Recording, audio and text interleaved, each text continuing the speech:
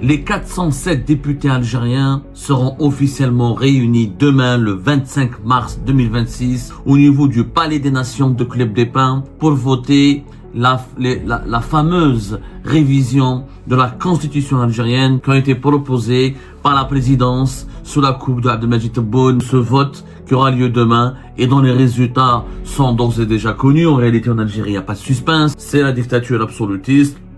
Demain donc, les députés algériens vont tous lever la main pour dire oui. Et le régime Tebboune, pour banaliser sa télévision de la Constitution, ne parle que d'un projet d'amendement technique, comme si c'était un ajustement technique. Une petite révision, quoi. Comme si la Constitution algérienne était un véhicule qu'on emmenait chez un garage pour une petite révision technique, pour vérifier les pneus, les plaquettes de frein et le moteur, et pour lui permettre de rouler encore. Le fonctionnement interne de l'État algérien sera totalement et radicalement changé. Abdelmadjid Tebboune va avoir énormément de pouvoir, avec la possibilité de convoquer des élections locales anticipées, mais avec avec le pouvoir judiciaire qui est entre ses mains, avec l'allongement du mandat du Conseil de la Nation, avec la possibilité de convoquer des élections locales anticipées. Abdelmadjid Tebboune pourrait nous surprendre en 2029 et nous trouver encore une astuce pour rester le plus longtemps au pouvoir.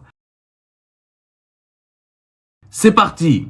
Les 407 députés algériens seront officiellement réunis demain le 25 mars 2026 lors d'un congrès qu'on peut qualifier d'extraordinaire puisque les députés algériens ne vont pas se réunir au niveau du siège du Parlement algérien appelé communément l'Assemblée populaire et nationale.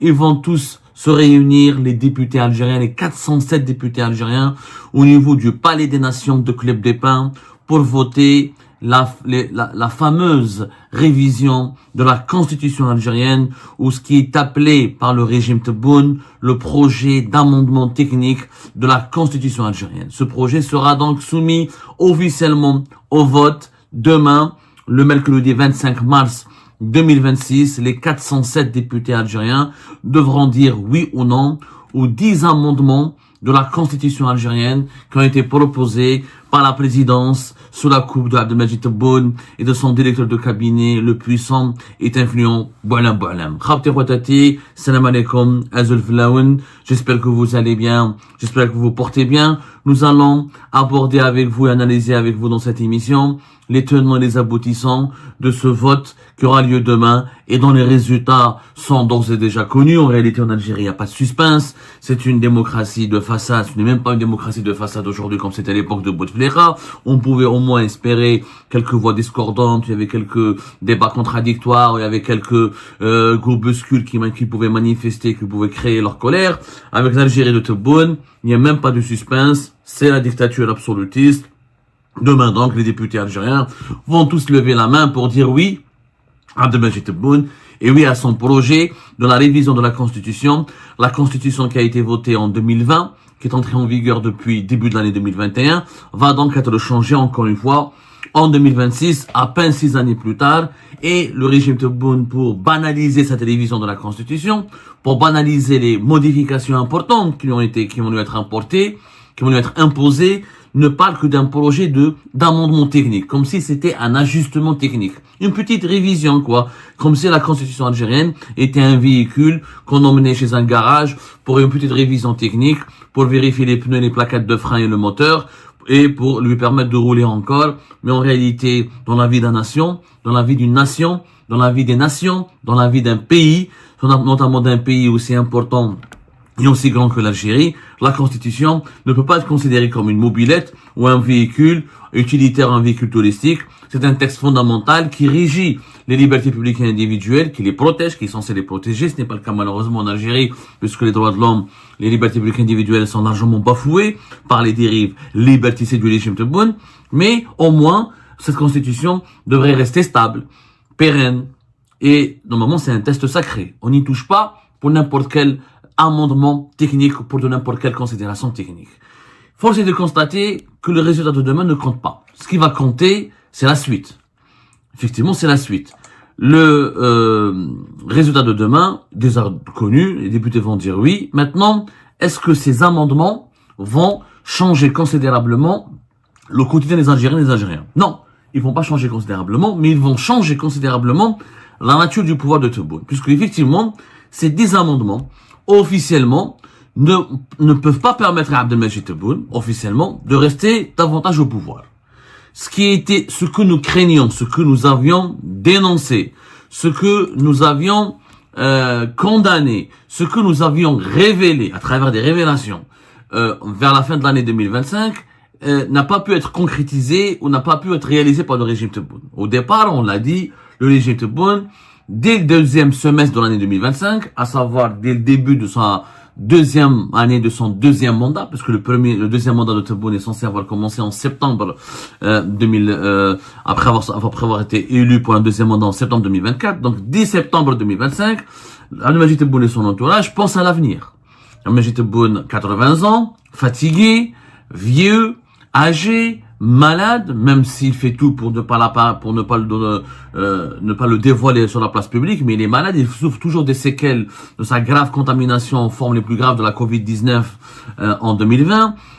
Sa longue hospitalisation et les opérations qu'il avait subies en Allemagne en février 2021 ont laissé des traces, des séquelles. Il est toujours suivi par des médecins allemands. Il fait l'objet d'une prise en charge médicale très sévère et très stricte. À 80 ans, il est totalement légitime de la part de Tebboune de penser à son avenir. Est-ce qu'il pourrait rester au pouvoir jusqu'à 2029? Certaines sources affirment qu'il peut, d'autres sources nuancent et disent que même s'il va pas être aussi gravement malade qu'Abdelaziz Bouteflika, même s'il n'est pas handicapé ou même s'il ne souffre pas d'une maladie handicapante qui peut l'empêcher par exemple de marcher ou de accomplir certaines activités protocolaires, ses capacités psychiques et physiques seront largement amoindries. Donc, Abdelmajid Tebboune pense à son avenir. Et à l'époque, ils ont lancé ce chantier pour essayer, comme on l'a expliqué dans une émission d'Algérie Part, pour essayer d'allonger le mandat présidentiel. L'idée principale était machiavélique pour ne pas choquer les Algériens et les Algériens, pour ne pas susciter la colère populaire, pour ne pas déséquilibrer les rapports de force au sein du pouvoir algérien. Abdelmajid Tebboune ne voulait pas avoir un troisième mandat. Il voulait pas faire comme un certain Abdelaziz Bouteflika qui a enchaîné, qui a enlevé de la Constitution la limitation des mandats présidentiels. Il voulait rajouter 2 années supplémentaires à son mandat. Donc, au lieu de terminer son mandat qui se termine en 2029, au lieu de finir en 2029, il voulait rester encore jusqu'à 2031 pour lui donner davantage le temps nécessaire pour préparer un successeur. Étant donné que la préparation d'un successeur en Algérie est très compliquée, il faut trouver le successeur, il faut ensuite bâtir un consensus autour de lui, troisièmement, lui préparer le terrain, et quatrièmement, le placer à la tête de l'État à la place de Tebboune. Ça prend du temps, et éventuellement, d'ici 2029, c'est pas possible. Et Abdelmajid Tebboune, comme tout grand tyran et dictateur aveuglé par son ego, n'a pas envie de quitter le pouvoir, et il se dit, à 84 ans, 85 ans, peut-être je vais mourir président, comme ça j'aurai droit à des funérailles nationales. C'est mieux que de partir et de laisser la place derrière soi, ou de claquer la porte, ou d'être obligé, d'être contraint de quitter le pouvoir. Donc, scénario, l'idéal pour le régime Tebboune était d'aller jusqu'à 2031. On a raconté ce qui s'est passé. L'armée nationale et populaire, avec l'état-major de Saïd Chengriha, n'a pas été d'accord, n'a pas approuvé l'idée. Il trouvait que c'était très dangereux, que ça pouvait provoquer une instabilité politique, que ça rappelait les pratiques malsaines et immorales du régime de Bouteflika, et que ça pouvait susciter non seulement la méfiance des citoyens, mais surtout l'exaspération des citoyens, et que le pays qui était calme, sous contrôle, et que le Hirak, puisque le Hirak avait été battu et vaincu, qu'un tel projet politique, à savoir le prolongement de 2 années supplémentaires du deuxième mandat de Tebboune, pourrait donc bousculer ou faire basculer l'Algérie dans une situation de contestation, d'émeutes, de protestation, et que les mouvements subversifs, les opposants à l'étranger, etc., et qu'au sein même du système, le système lui-même, sa stabilité pourrait être sapée et des divisions internes pourraient être créées parce que ce projet rappellerait une dérive, un dérapage ou une forme de monopole du pouvoir qui serait déplacé, et du point de vue moral et éthique qui serait contraire aux orientations qui ont été adoptées par le régime algérien post-Hirak, qui a promis d'être totalement différent du régime de Bouteflika pour ne pas justement s'attirer les foudres de la population et éviter qu'un deuxième Hirak ne voie le jour. Bon, Tebboune recule, son clan recule, ils sont obligés donc de renoncer au prolongement du deuxième mandat, mais de trouver des astuces pour renforcer le pouvoir de Tebboune, qui lui permettra au moins d'ici 2029, ou de trouver des astuces pour rester s'il y avait une situation exceptionnelle qui devrait le justifier, ou de concentrer encore davantage de pouvoir autour dans ses mains, c'est-à-dire au niveau de son cabinet, au niveau du palais présidentiel d'El Mouradia, afin par la suite de pouvoir diriger le pays agréablement et confortablement, en ayant tous les leviers nécessaires pour pouvoir désigner par la suite ou choisir son propre successeur. Et c'est comme ça que la présidence de la République, fin janvier 2025, on en a parlé, elle a dévoilé les fameux 10 amendements, je dis bien 10 amendements, qui ont été proposés à la classe politique algérienne, à des partis politiques qui ont été triés sur le volet, qui ont été choisis de façon très précise et de façon partiale, parce que les partis de l'opposition ont été exclus, les personnalités politiques algériennes qui sont opposées à Abdelmadjid Tebboune ont été exclues. Donc on a réuni que Louis Hannoun et quelques partis politiques, le RND, le FLN, c'est-à-dire ils ont réuni que les entités et les personnalités politiques qui bénéficiaient de la complaisance ou de l'affection ou de l'accord, ou qui étaient considérés par Abdelmadjid Tebboune comme fréquentables. Voilà, comme fréquentables. Parce que ils sont complaisants et ils sont amicaux avec Abdelmadjid Tebboune. Donc, entre le mois février, il est pas 2 mois plus tard, à la fin du mois de mars, donc demain, il faudra voter. Que disent ces 10 amendements? Alors, tous ces amendements renforcent le pouvoir de Tebboune. Alors bien sûr, pour attirer la population, pour pour charmer, séduire l'opinion publique algérienne, on a commencé par un amendement qui est très séduisant effectivement. Il s'agit d'imposer une condition de niveau d'instruction pour la candidature à la présidence de la République. C'est-à-dire que désormais, prochainement plutôt, pas désormais parce que ça n'a pas été encore voté, ça sera voté demain. À partir de demain, si le vote passe, il va passer comme prévu, et que les résultats, on l'a dit, il y aura pas de suspense, les 10 amendements ne seront pas rejetés, la Constitution algérienne va doter d'une obligation de justifier d'un certain niveau d'études. Il faut avoir un bac ou plus équivalent, il faut avoir un niveau universitaire pour pouvoir être candidat à une élection présidentielle. L'objectif est d'avoir et de désigner des présidents de la République en Algérie qui soient des universitaires, qu'ils aient un niveau d'instruction. Bien sûr, tout le monde sera d'accord là-dessus. Ça, c'est l'unanimité générale. Toutes les Algériennes et les Algériens sont d'accord pour le renforcement de la compétence d'un président de la République. On ne peut pas accéder aux plus hautes fonctions du pays si on n'est pas instruit, si on n'est pas universitaire, si on n'est pas diplômé et si on n'est pas quelqu'un qui a quelques qualités intellectuelles, quelques compétences intellectuelles. C'est pas un problème. Ça, tout le monde est d'accord. Mais à partir du deuxième amendement, le problème est posé. Par exemple, le deuxième amendement, c'est comment revoir les modalités de prestation du serment constitutionnel. Ça, c'est un truc très technique, très protocolaire, définition claire, comment le serment doit être prêté, comment il va être prononcé, etc. Ça, c'est très protocolaire, très technique. Encore une fois, ça n'intéresse pas l'opinion publique. Mais la malice, la ruse, elle est où au niveau du clan Tebboune? C'est qu'on utilise, un bon point, quelque chose de positif, un argument, encore une fois, séduisant, le niveau universitaire. Ensuite, on va parler d'un problème ou d'un souci protocolaire qui n'intéresse personne, parce que tout le monde s'en fout, qui va lire comment le serment doit être prêt, comment la prestation de serment, comment il doit être prononcé, comment il doit être lu. Ça, c'est très formel, ça, c'est vraiment superficiel. Mais à partir du troisième amendement, alors, le président de la République, désormais, ou prochainement, juste après cette réforme, ces changements de la Constitution algérienne, pourra convoquer des élections locales anticipées. C'est-à-dire que, même si les citoyens vont élire leur maire et les membres de la PUI, l'Assemblée populaire de la Wilaya, puis le président de la République, chef de l'État, peut annuler les résultats de ces élections, il peut demander des élections locales anticipées en cas de nécessité. Ça va donner donc plus de pouvoir au président de la République pour soi-disant résoudre des blocages locaux. Quatrième amendement, suppression de l'obligation d'obtenir l'avis conforme du Conseil supérieur de la magistrature pour certaines nominations, notamment pour les mouvements annuels des présidents de cour et des commissaires d'État.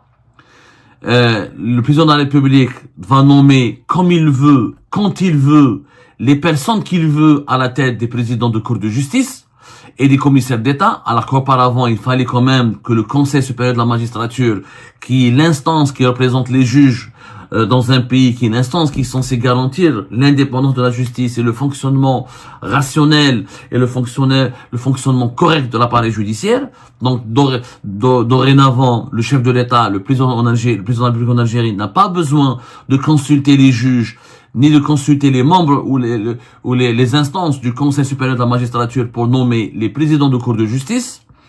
Par ailleurs, le Conseil supérieur de la magistrature, sa composition va complètement changer. On va supprimer les 3 catégories de membres. Il n'y aura plus des membres qui seront désignés par les présidents des 2 chambres du Parlement. Il n'y aura plus de juges qui seront désignés par les représentations syndicales des juges. Et il n'y aura plus de président du Conseil des droits de l'homme qui sera qui siège jusqu'à aujourd'hui au sein du Conseil supérieur de la magistrature. Donc le Conseil des droits de l'homme le Conseil national des droits de l'homme ne sera pas représenté. Il va avoir le procureur près de la Cour suprême. Et cette mesure permet encore une fois à Abdelmajid Tebboune de contrôler totalement la justice. D'asseoir déjà la justice était totalement soumise et asservie au chef de l'État et au pouvoir politique et au pouvoir présidentiel. Là maintenant, la justice a été privatisée. Avec cette réforme de la Constitution, le Conseil supérieur de la magistrature n'a plus aucun pouvoir. Et le président peut décider sans le consulter pour nommer les présidents de cour. Les cours de justice, c'est elle qui gère et qui exerce une autorité sur tous les tribunaux dans les wilayas ou dans leurs régions respectives. Les juges n'auront plus de représentants, ne peuvent plus élire des représentants au sein du Conseil supérieur de la magistrature. Et le président du Parlement et du Sénat, du Conseil de la Nation, ne peuvent même pas désigner des membres au niveau du Conseil supérieur de la magistrature. Donc il n'y a plus aucun contre-pouvoir au chef de l'État. Alors pour la présidence algérienne, ces amendements sont nécessaires parce que ils devront permettre d'éliminer les conflits d'intérêts potentiels autour du Conseil supérieur de la magistrature, notamment sur les magistrats professionnels. Mais en réalité, toute l'indépendance du système judiciaire, une indépendance déjà quasiment inexistante en Algérie, et là, elle sera encore enterrée, et toute la justice deviendra une structure quasiment et exclusivement au service des besoins personnels et des agendas personnels du chef de l'État. 6e amendement, on va allonger le mandat du président du Conseil de la Nation de 3 à 6 ans. Donc, le Conseil de la Nation qui sera le président du Conseil de la Nation qui est le 2e personnage de l'État. Donc, c'est le président qui va le désigner, c'est le président qui le désigne, alors normalement il y a des élections, etc. Mais en Algérie, c'est le président qui le désigne, qui l'impose. Donc, le 2e personnage de l'État aura un mandat plus important. Donc, au cas où Abdelmajid Tebboune va décéder ou il pourra pas exercer le pouvoir, celui qui est appelé à exercer ou à assurer une période de transition, c'est le président du Conseil de la Nation. 7e amendement, amélioration du cadre de la session parlementaire, plus de souplesse pour l'ouverture et l'étendue de la session parlementaire. Ça, c'est un point très protocolaire, très technique, qui ne va pas intéresser, c'est pas très intéressant en soi, parce que c'est juste de déterminer le calendrier, c'est d'être plus souple au niveau du calendrier de travail des députés. Ça, c'est vraiment très technique et très superficiel. 8e point, par contre, est très important. Vous avez vu comment la ruse entre chaque amendement dangereux, qui touche aux équilibres du pays, qui touche au contre-pouvoir, qui touche à la possibilité de contrôler ou d'encadrer le pouvoir du président, quand on fait entre chaque amendement qui renforce dangereusement et de façon quasiment très inquiétante le pouvoir du président, on propose des amendements techniques superficiels pour convaincre les Algériens et les Algériens, ne vous inquiétez pas, c'est un changement de façade. Mais toucher au fonctionnement de la justice, c'est pas un changement de façade. Organiser des élections locales anticipées, ce n'est pas un changement de façade. Ce qui est encore plus grave, c'est le rôle ou les nouvelles missions ou la nouvelle configuration qui va être imposée à l'instance nationale indépendante des élections. Officiellement, la nouvelle révision de la Constitution doit permettre à l'instance qui organise des élections en Algérie de recentrer certaines de ses missions, de clarifier ses prérogatives, de contrôle et de mieux gérer la logistique. Mais en réalité, toute la logistique de l'organisation des élections en Algérie elle est déjà confiée au ministère de l'Intérieur, donc au gouvernement, et le gouvernement, donc le pouvoir politique, c'est lui qui sera impliqué et qui aura le droit, encore une fois, de faire ce qu'il veut pour assurer la logistique de l'organisation des élections. Quand on parle d'organiser des élections en Algérie, on a bien vu ce qui s'est passé avec les élections présidentielles anticipées de septembre 2024 et le gros scandale de la falsification et du trucage des résultats. Quand on peut truquer des élections, quand on peut faire ce qu'on veut d'une élection, on peut s'assurer le maintien au pouvoir, on peut s'assurer la désignation du président qu'on veut, on peut s'assurer du placement au plus haut sommet de l'État des individus, des personnalités qui seront parrainés par les clans les plus puissants du pouvoir. Donc encore une fois, on a touché à la transparence, qui est un principe sacré normalement d'une élection présidentielle, d'une élection tout court. On a créé l'ANI au lendemain de la crise politique de 2019, normalement, pour que les élections en Algérie soient transparentes et pour que le peuple puisse s'exprimer comme il veut, comme il l'entend, afin de désigner ses représentants légitimes. En touchant, encore une fois, au fonctionnement de l'ANI et en donnant plus de pouvoir, pas à l'ANI, en assurant que toute la logique, parce que celui qui contrôle pas la logistique d'une élection, de l'organisation des élections, il n'a pas le contrôle sur les résultats. Celui qui organise la logistique, c'est celui qui pourrait trafiquer, qui pourrait falsifier, qui pourrait bourrer les urnes. Si l'ANI n'a pas la possibilité de contrôler elle-même la logistique et de choisir ses propres contrôleurs et de contrôler ses bureaux de vote et de s'assurer des moyens, de la gestion des moyens financiers, etc. Donc on peut tout simplement truquer une élection. Et ça, c'est très grave. Ça, c'est très grave. Donc, c'est pas un amendement très simple. C'est très grave. C'est l'administration en Algérie qui va gérer la préparation matérielle et logistique de d'une élection. Alors, à quoi ça sert l'ANI? L'ANI va servir juste à annoncer les résultats qui lui seront communiqués par l'administration. Qui est l'administration? C'est le pouvoir politique, c'est le chef de l'État et c'est le palais présidentiel. Entre autres. Alors, la disposition la plus bizarre quand même dans cette révision de la Constitution et qui reste inexpliquée et difficilement compréhensible, c'est l'amendement 9 et l'amendement 10. On parle de dispositions transitoires spécifiques au Conseil de la Nation et on parle d'une disposition transitoire générale sur les délais de mise en conformité. Alors officiellement, il s'agit d'éviter tout vide juridique ou paralysé institutionnel au moment de l'entrée en vigueur des amendements. Officiellement, on parle d'une période de transition, d'une disposition transitoire générale.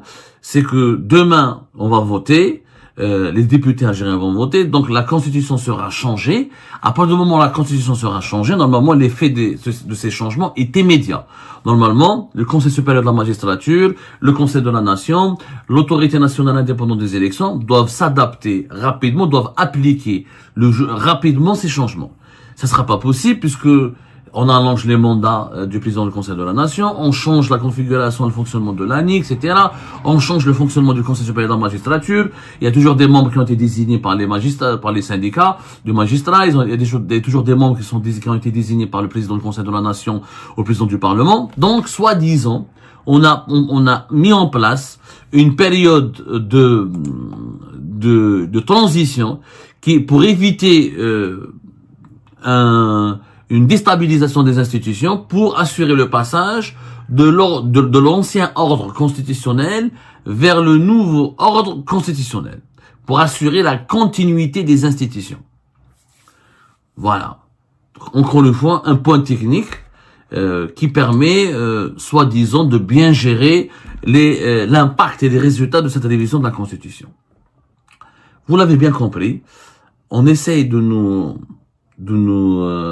saturer l'esprit par des explications trop techniques, trop réglementaire, froide, en réalité inintéressante. Aucun citoyen algérien ne va s'intéresser aux aspects juridiques purs de cette révision de la Constitution. Par contre, les aspects politiques, ils sont là. Effectivement, Abdelmajid Tebboune a renoncé à l'allongement de son mandat présidentiel. Officiellement, Abdelmajid Tebboune a renoncé aussi à briguer un troisième mandat. Il ne pourra pas briguer un troisième mandat. Ça, c'est vrai. Par contre, il y a des points critiques. Il y a une concentration accrue du pouvoir autour d'Abdelmajid Tebboune. Élections locales anticipées, suppression de l'avis des membres du Conseil supérieur de la magistrature, contrôle plus direct sur la nomination et nominations judiciaires. Donc, c'est quand même très inquiétant. L'allongement du mandat du président du Conseil de la Nation et les dispositions transitoires peuvent être interprétés comme une volonté de verrouiller les institutions pour la durée du second mandat de Tebboune. Donc, si Tebboune lui arrive un quelconque mal, le président du Conseil de la Nation sera là, au-delà de 2029, pour assurer la transition. Comme le président du Conseil de la Nation a été choisi, a été imposé par le clan Tebboune, le président du Conseil de la Nation donc va gérer une période de transition qui peut durer jusqu'à 6 mois, voire plus, minimum 6 mois en tout cas.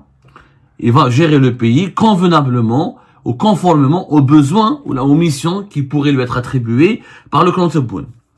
Donc, le caractère technique qui est présenté par la présidence algérienne, il est contesté. Et ce n'est pas une révision technique, c'est une révision rampante, avec des changements majeurs. Même s'il n'y a pas d'impact sur la durée du mandat présidentiel de Tebboune, mais en réalité, encore une fois, le fonctionnement interne de l'État algérien sera totalement et radicalement changé. Abdelmajid Tebboune va avoir énormément de pouvoir. Pas de second mandat, encore une fois, qui devra se terminer en 2029. Mais avec avec le pouvoir judiciaire qui est entre ses mains, avec la possibilité avec l'allongement du mandat du Conseil de la Nation, avec la possibilité de convoquer des élections locales anticipées, Abdelmajid Tebboune pourrait nous surprendre en 2029 et nous trouver encore une astuce pour rester le plus longtemps au pouvoir. La méfiance, elle est légitime, la vigilance, elle est nécessaire. Il faut absolument rester mobilisé jusqu'à 2029 pour empêcher toute violation de l'alternance démocratique et toute volonté de monopoliser le pouvoir, de le transmettre de façon hiérarchique ou de façon héréditaire. Et ben voilà les amis, c'est la fin de cette vidéo. Je vous remercie comme d'habitude pour avoir suivi jusqu'à la fin. N'oubliez pas de nous laisser vos commentaires et vos réactions sur cette vidéo et de vous abonner à la chaîne si vous n'êtes pas encore abonné. Donc voilà, ça fait vraiment plaisir de voir vos commentaires et vos réactions et vos discussions sur la section des commentaires. C'est très intéressant et je vous prie toujours de garder le respect et un petit peu la bonne ambiance pour tout le monde. Donc voilà, merci beaucoup et à la prochaine dans une nouvelle vidéo. Au revoir.